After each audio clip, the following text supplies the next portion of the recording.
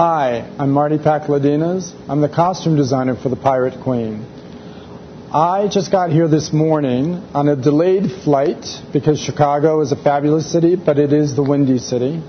And I came here today because I've come with 4 other people to fit the costumes for Duvdara, the Irish chieftain, and several of the Irish. But unfortunately, FedEx is even slower than we are.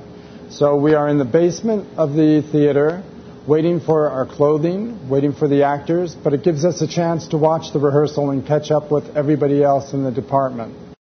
One of the great things about working on this project has been really going into the cultures of the English, which is really well documented, with all of the paintings of Elizabeth I, and trying to figure out how to make those beautiful textures and the embroidery patterns.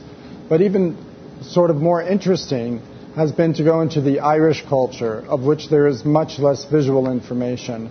But there was also still a lot of rich history in the patterning of the capes, their own forms of embroidery, their own use of the linen, which was the predominant fabric of the time.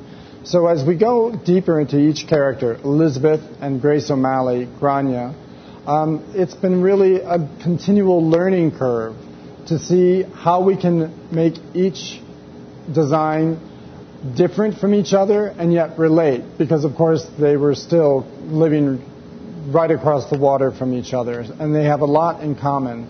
But it's important for the story to also show how different they were. This is a huge show. Not only is it huge in number because we have over 300 costumes, but it's the first time I've done something of the scale of having to do armies coming on stage.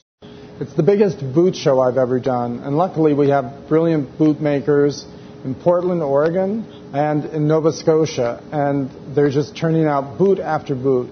One interesting thing we're doing is, because of the scale and the fast change, we design one basic boot for the English, and no matter what the uniform is, it works in with what they wear. That's just one way we get away with the fact that we have so much going on. When we can repeat, we can.